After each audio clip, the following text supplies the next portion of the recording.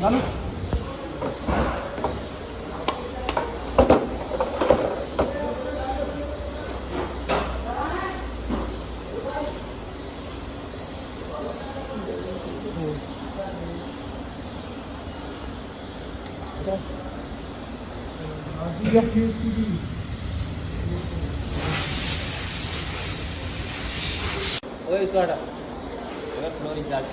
अब ये new crank है, इसमें कोई भी साउंड नहीं है।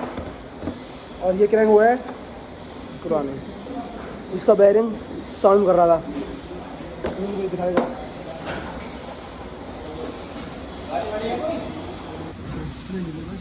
एक्सरसाइज, इसके इंजन में साउंड आ रहा था। इंजन का पूरा प्रॉपर कर चुके हैं।